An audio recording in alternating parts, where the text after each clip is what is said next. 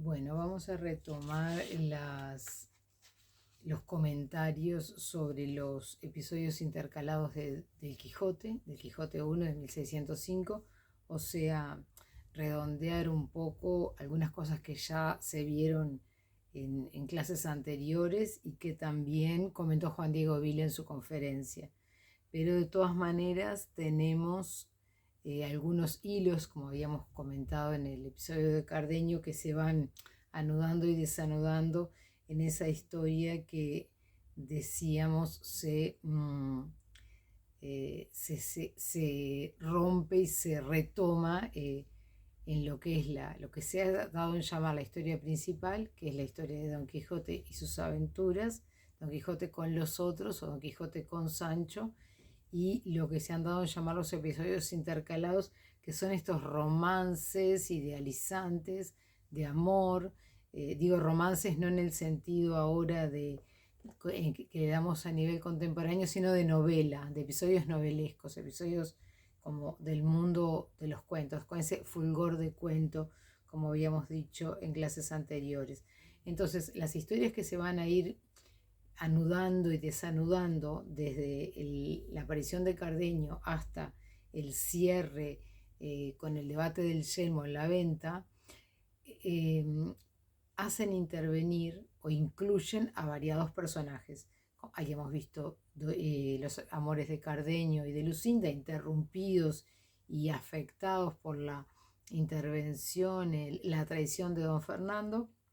Por otro lado, nos vamos a enterar después, gracias al personaje de Dorotea en el capítulo 28, que aparece el personaje de Dorotea, nos vamos a enterar de los amores, del amor avasallante, digamos, o el eros avasallante de don Fernando, que es algo así como un noble de provincia, un noble sevillano, andaluz, y una especie de pre-don Juan, digamos, ¿no? Un conquistar un depredador sexual, como se diría hoy en los términos, digamos, de moda, de género, ¿no? De todos modos, Dorotea es la que se presenta a sí misma, es decir, nosotros conocemos la historia a través de Dorotea, que se considera una joven engañada. Sigan la historia de Dorotea como ella la cuenta, porque ahí eso lo trabaja muy bien Salvador de Madariaga. ¿Se acuerdan que les dije Dorotea o la listeza? Sigan la historia de Dorotea porque es un caso de cómo la historia se cuenta según el punto de vista y cómo la historia de Dorotea se cuenta para exculparse de algún modo, porque ella es una mujer deshonrada, pero de algún modo el hecho de que don Fernando la haya seducido en su propio dormitorio la compromete. Y ella entonces tiene que contar una historia verosímil y tiene que contar su propia rendición, digamos. Uso el término para que recuerden también a Camila, la del curioso impertinente, ¿no? Que en el punto culminante de la historia se dice Camila se rindió Camila. Bueno, la rendición de Dorotea tiene que ver con un rápido cálculo de conveniencias. Una vez que don Fernando llega a su dormitorio en acuerdo con la doncella, con la criada que la traiciona, Dorotea recalcula, bueno, si grito, estoy en problemas porque hay un hombre en mi habitación. Si mejor acepto estos términos y consigo un matrimonio conveniente. Ese es un poco el recálculo que Dorotea hace, por el cual de algún modo don Fernando logra concretar su aspiración sexual, podríamos decirlo así.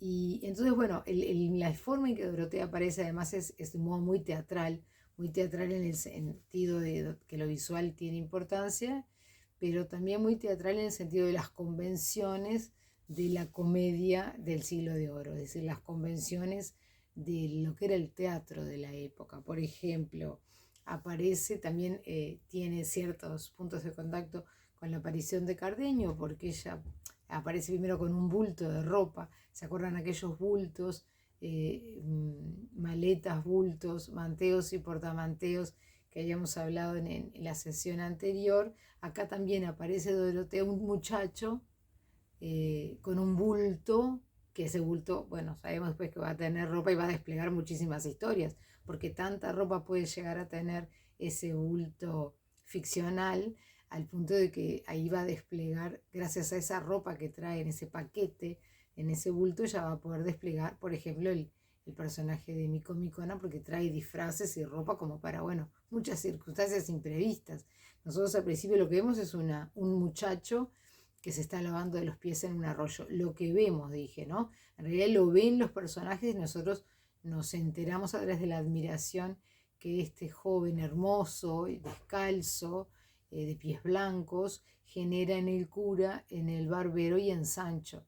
Eh, Le preguntan quién es, bueno, y ahí es que Dorotea se suelta el cabello, o bueno, previamente se suelta el cabello y se ve su cabello rubio, esa especie de despliegue de la belleza renacentista que corresponde a esas historias idealizantes.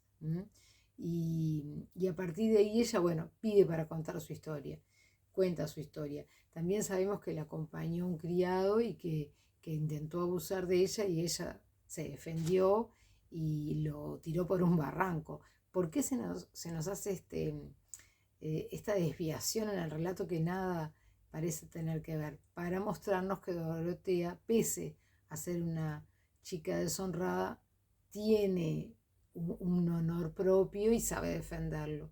Es decir, no tampoco se entrega a cualquiera, ¿no? Es decir, de un poco es una forma de salvar su honestidad, su honorabilidad, que vinculada a la mujer siempre tenía que ver con la castidad. Recuerden que castidad es virginidad en la mujer soltera, pero es fidelidad en la mujer casada. Y de acuerdo a los parámetros de Dorotea, Dorotea se siente casada con don Fernando, porque ella cedió a sus requerimientos amorosos bajo promesa de matrimonio.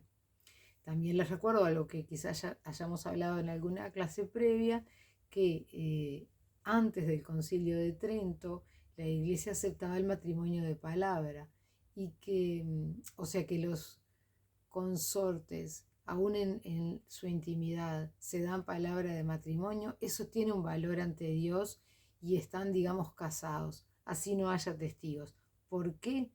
Porque los contrayentes en el sacramento del matrimonio son los novios, nadie más. O sea, la voluntad de los novios frente a Dios alcanzaba para que se entendiera que ese matrimonio estaba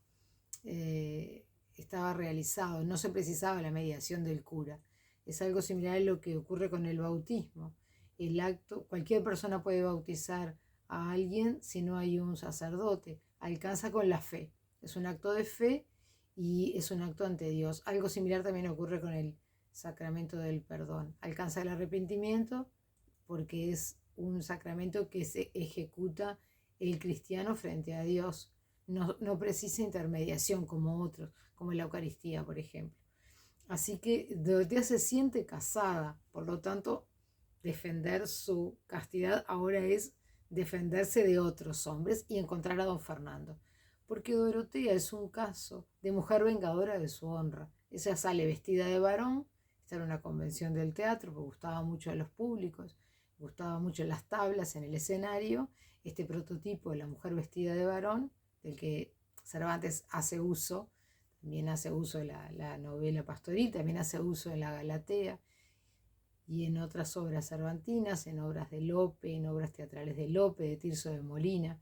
Entonces la mujer vestida de varón tiene un cometido. Uno, bueno, agradar al público y generar un misterio, un suspenso. Y en el plano, digamos, de la verosimilitud o de la correspondencia moral, cuidar su honra, ¿no? Porque un muchacho corre menos riesgos que una chica sola en el medio del monte.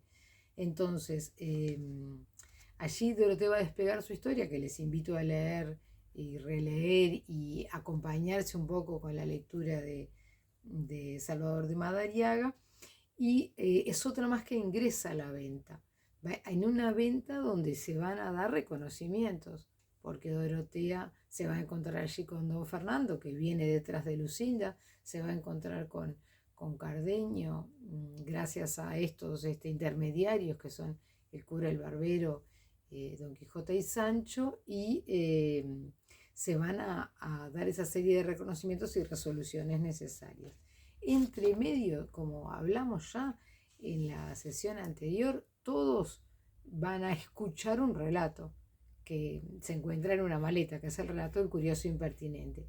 Como bien venimos diciendo, y también lo vieron con Juan Diego Vila, el relato del curioso impertinente es un nivel más dentro de la historia, ¿no? Tenemos como el nivel 1 en el que se dan las historias de Don Quijote, por ejemplo, con los sacos de vino, o el enfrentamiento el encuentro de Don Quijote con el barbero del yelmo. Un segundo plano que son estas historias intercaladas, que son ficciones idealizantes, pero que tienen relación con Don Quijote, algunas más, otras menos. Cardenio está en estrecha relación con Don Quijote, pero cuando Dorotea aparece, Don Quijote no está.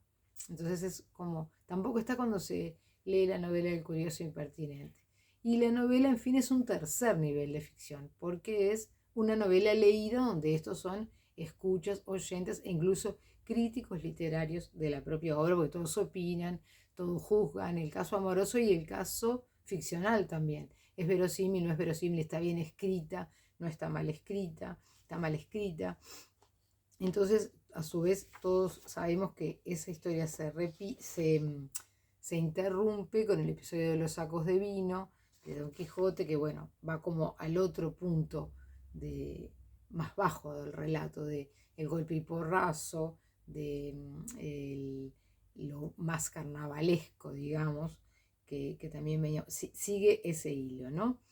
Ahora, en ese capítulo 36, donde ocurre la batalla de Don Quijote con los sacos de vino, también se da el reconocimiento entre los personajes secundarios, digamos, de las novelas intercaladas. Entonces todos se encuentran con todos y de algún modo se propone una resolución. Van a ver que la que lidera ahí francamente la cosa es Dorotea, ¿no? Esa que tiene un nivel de discreción, porque no se olviden que en la época de Cervantes discreción quiere decir inteligencia, quiere decir ingenio, quiere decir saber discernir. Esa es la etimología de discreción, la familia etimológica que predomina en esta época. Entonces Dorotea es discreta. Antes de que le pase todo lo que le pasa por culpa de su belleza, digamos, ella se dice es hija de un labriego rico, un labrador rico, una clase en ascenso en esta época y adquiriendo poder, no es noble, por eso don Fernando no quiere casarse con ella en principio, es hija de un labriego rico, pero se nos da una información interesante, por ejemplo, sabe leer y escribir, porque es hija única de sus padres que la cuidaron muy bien y la prepararon muy bien, como también a Marcela, ¿se acuerdan? Que pertenece a la misma condición social. Pero además se dice que Dorotea, por ser hija única de sus padres, administra la hacienda. Entonces, bueno, tenemos una mujer que lee, una mujer que administra una hacienda, entonces va a poder tener un criterio, discernir y también liderar la resolución de estos conflictos que parecen irresolubles, porque hay una virginidad perdida y un triángulo amoroso donde don Fernando parece amar a Lucinda, Cardenio dice amar a Lucinda, Lucinda ama a Cardenio y Dorotea ama a Fernando, o bueno, por lo menos se quiere casar con él. Tiene que casarse con él para reparar el daño. No se habla en principio de amor, aunque don Fernando es una figura que por su nivel social todos admiran y todos miran. Cardenio como espejo, como rival, también como señor, ¿no? Y Lucinda es la más, tiene sus estrategias pasivas para no casarse, para no prometer casamiento, se calla, pero no tiene una estrategia activa como tiene Dorotea, que se viste de varón, se va de la casa, sale a buscar a don Fernando, sale a hacer justicia, o se casa o lo mata, pero va a hacer algo, va a reparar su honra. Es decir, toman un rol de varón para poder ejecutar la venganza que correspondería a un padre, a un hermano, bueno, eventualmente a un marido si fuera otro tipo de caso. Entonces, Presten atención a esa resolución de casos del capítulo 36, porque es muy interesante cómo el rol que tiene la mirada en esa escena donde todos se miran, todos reconocen a todos y el lector, espectador, cumple el mismo rol que los otros espectadores de la situación, los venteros, la hija del ventero. Ahí, bueno, les decía Juan Diego Vila que se llegaron a contar como 40 personas en la venta en algún momento. Acá tenemos a Don Quijote, Sancho, los cuadrilleros de la Santa Hermandad eh, y los propios cura Barbero, etc. Entonces, en esa escena se da el conocimiento, el anagnórisis, el reconocimiento de quiénes son los embosados, los ocultos, los disfrazados, ¿no? Entonces, lo tenemos desde distintos puntos de vista, ¿no?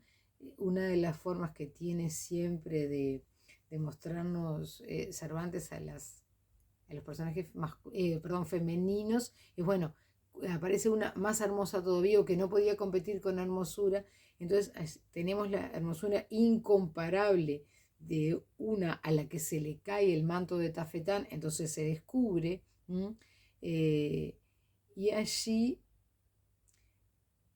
encuentra Dorotea reconoce a un caballero que tiene fuertemente asida por las espaldas a otra mujer, al que se le cae el embozo es lo que cubre el bozo, o sea, viene tapada por por un chal, digamos,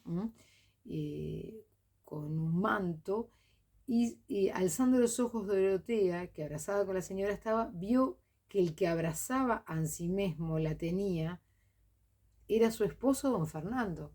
O sea, encuentra que don Fernando está abrazado a otra mujer, que es don Fernando el que está abrazando a esta otra mujer. Y apenas le hubo conocido cuando, arrojando de lo íntimo de sus entrañas un luengo y tristísimo ay, se cayó de espaldas desmayada. Vieron que el desmayo es un recurso ficcional estupendo para resolver una situación complicada, ¿no? Y a no hallarse allí junto al barbero que la recogió en los brazos, ella diera consigo en el suelo. Acudió luego el cura a quitarle el embozo para echarle agua en el rostro, y así como la descubrió, entonces ahí se ve quién es ella. La conoció don Fernando, que era el que estaba abrazado con la otra. Acá ni siquiera se dice el nombre, ¿no? Lucinda es la otra. Y quedó como muerto en verlo. Pero no porque dejase con esto de tener a Lucinda, que era la que procuraba soltarse de sus brazos. O sea, si bien reconoce a Dorotea, no suelta a Lucinda. Entonces tenemos un dato interesante en esa complicación que hasta el final no parece tener solución, ¿no? En esa conflictividad amorosa.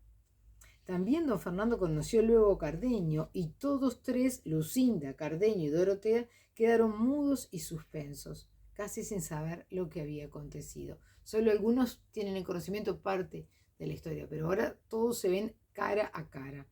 Y es fantástico, son esas dos líneas que Don Quijote, que Cervantes nos muestra la complicación de la situación, porque dice, callaban todos y mirábanse todos, ¿no? Decíamos que estos pasajes están marcados por la importancia de la mirada, así como, por ejemplo, luego el de Doña Clara y Don Luis van a estar marcados por la importancia del oído, ¿no? Del canto, de la música, de la voz, de las señales.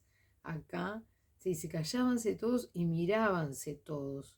Dorotea a don Fernando Cardenio, Cardenio Lucinda y Lucinda Cardenio. Fíjense que la sutileza, la sutileza y el deslizamiento que opera Cervantes es mínimo, pero alcanza para generar una inquietud, porque cada uno mira su objeto de deseo, Dorotea a don Fernando, Cardenio Lucinda, Lucinda Cardenio, pero ¿a quién mira don Fernando? A Cardenio. Entonces volvemos a pensar en aquella situación de deseo triangular que habíamos planteado al principio de la escena de Cardenio, y que es como una forma un elemento que se puede rastrear en el Quijote siguiendo un poco el marco teórico de René Girard, ¿no? En Mentira romántica y verdad novelesca, que Girard dice hay personajes que desean por el deseo de otro, que son inducidos. Entonces, don Fernando parecería seguir más ese deseo de Cardenio, lo que Cardenio señala que es su propio deseo, que es un objeto propio de deseo, ¿no? Eso hace posible que las cosas se resuelvan, porque de algún modo la iniciativa de Dorotea y los recursos escénicos de Dorotea, que ya habíamos visto que fue muy eficaz en el disfraz de Micomicona, disfrazándose de princesa para hacer creer a Don Quijote una historia y hacerlo actuar y hacerlo sentirse útil, ahora va a ser toda una actuación que es real, que es una actuación, esta sí es real, en el sentido de que las dos son reales, porque cuando ella hace de Micomicona está hablando de sí misma. Y ahora, si bien parece un poco sobreactuada porque se hinca de rodillas, y a este que odiaba y del que quería vengarse, le suplica por favor que se case con ella. Esa escena, ¿no? Si bien es actuada o es sobreactuada, tiene una autenticidad como toda actuación, ¿no? Que saca algo del actor, del fondo del actor. Dice, si ya no es, Señor mío, que los rayos de este sol que tus brazos eclipsados tienes te quiten y ofuscan los de tus ojos, le hace Lucinda, ya habrás echado de ver que la que a tus pies está, es decir, tiene una a su lado, tiene otra a sus pies. Es la sin ventura hasta que tú quieras. Y la desdichada Dorotea. Yo soy aquella labradora humilde a quien tú, por tu bondad o por tu gusto, quisiste levantar a la alteza de poder llamarse tuya. O sea, ¿cuál es el mecanismo de victoria, no sé si decir victoria por el momento, pero sí de convencimiento, de persuasión de Dorotea? Humillarse, ponerse la más abajo de todas. Una labriega, es bastante más que una labriega, es bastante más que una labradora humilde, pero se coloca en el peor lugar, se arrastra, se arrodilla en el piso y enaltece a quien le está pidiendo, ¿no? Lo coloca en un lugar dice, a quien tú por tu bondad o por tu gusto quisiste levantar a la alteza de poder llamarse tuya. Está aludiendo a la promesa de matrimonio, ¿no? Y por supuesto a la posesión que don Fernando hizo de ella, la posesión física, ¿no? Pero entonces, bueno, soy tan poca cosa que increíblemente tú pusiste tus ojos dice ella, tu bondad o tu gusto, ¿no? Pero por su bondad la va a levantar a la condición de esposa, eso es lo que le está pidiendo en definitiva, ¿no? Habiéndome traído solo los pasos del dolor y del sentimiento de haberme de ti olvidada, va a decir tuyo. No será posible que tú dejes de ser mío. O sea, lo que reclama es la promesa matrimonial y la indisolubilidad del vínculo, porque hay promesa de matrimonio ante Dios, un juramento. Algo que no redondeé hace un momento es que si bien la promesa de matrimonio alcanzaba, que era lo que se llamaba el matrimonio de mano, ¿no? Es decir, darse las manos, prometerse, alcanzaba para legitimar una unión matrimonial hasta el concilio de Trento, el concilio prohíbe este tipo de uniones. Pero en el arraigo popular seguía vigente esa mentalidad y además tiene mucho rédito narrativo. Entonces se siguen usando mucho esa promesa en el teatro, en las novelas, y también la iglesia advertía mucho contra esto de que no fuera un señuelo una excusa para engañar incautas mujeres, como ocurre por ejemplo en el Don Juan de Tirso, que le promete matrimonio a casi todas. De algún modo el teatro en eso educa. Ojo que detrás de esta promesa puede haber una falsedad. La novela se supone que además de gustar, de entretener, se supone que también educa, advierte, ¿no? Es una de los principios de la ficción desde Horacio y bueno, muy cumplido también todavía en algún nivel en esta época, ¿no?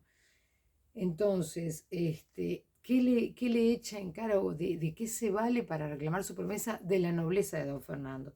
Tú que sos noble, ¿no? No puede dejar bueno, increíblemente como la ficción tiene que resolverse positivamente, todo se se transmuta rápidamente, ¿no? O sea, es mucho más rápido el desenlace que el nudo, que toda la complicación. Eh, don Fernando queda atento, queda también lleno de confusión y espanto, se dice. Al cabo de un buen espacio, o sea, un buen tiempo, que atentamente estuvo mirando a Dorotea, abrió los ojos y dejando libre a Lucinda dijo: venciste, hermosa Dorotea, venciste, porque no es posible tener ánimo para negar tantas verdades juntas. Entonces, es la forma en que se terminan resolviendo las cosas. El vencimiento de Dorotea, podríamos decir. Así como Camila es el modelo de la mujer caída, Dorotea, digamos, de las dos que pierden la virginidad, después la tercera va a ser Leandra, son como reescrituras, versiones de fracasos, triunfos, éxitos o derrotas en distintas estrategias narrativas, digamos, ¿no? Dorotea es la que vence, de algún modo, ¿no? Y logra casarse con don Fernando, que la ha deshonrado. Así que esa escena tiene todo ese jugo, digamos, ¿no? Y, y ahora quedan ellos mismos como espectadores de nuevas historias que van a surgir. Falta decirles que Lucinda y Cardenio, con todo lo que han vivido y todo lo que han sido humillados por don Fernando, también se arrodillan y agradecen todos. O sea, el estamento social, la nobleza predomina por encima de cualquier otro principio moral, ¿no? O sea, o los principios morales están supeditados, en todo caso, a la fidelidad que se les debe por estatus nobiliario. Entonces, a partir de allí se sigue intercalando todo digamos, la farsa de Micomicona, de la princesa Micomicona, que no es otra que Dorotea disfrazado, pero ahora todos están enterados del asunto, todos están digamos, en el secreto, y también allí en el correr de esas páginas se da el discurso, el otro famoso discurso de la primera parte, discurso de Don Quijote, en el capítulo 38, que es el discurso de las armas y las letras. No nos vamos a detener en él, es un discurso, digamos, con una retórica clásica y muy libresco, muy literario, pero lo que tiene para nosotros de importancia es esa contraposición clásica, armas versus letras, es decir, qué es más importante, de qué manera se emplea mejor un noble en el ejercicio de las armas o en el ejercicio de las letras. Disyuntiva, que ya veíamos en Garcilaso, por ejemplo, como poeta, que fue también soldado de Carlos V, y que es una disyuntiva y complementariedad muy humanista, ¿no? El soldado, el noble soldado, el poeta, el escritor. Poeta acá es escritor. No en el sentido estricto que le damos hoy, sino más amplio. La poesía es la literatura, lo que hoy diríamos literatura, que en ese entonces el término no se conocía así. Entonces, ese discurso de las armas y las letras, ¿por qué es importante que esté acá? ¿Por qué está acá? Porque va a introducir un nuevo personaje, una nueva historia, que tiene que ver con las armas, con esa disputa, y porque el que viene es un soldado. Es nada menos que un cautivo de Argel, que es la historia del cautivo que aparece, que se empieza a desplegar a partir del capítulo 39. En el siguiente video vamos a seguir con esta historia entonces.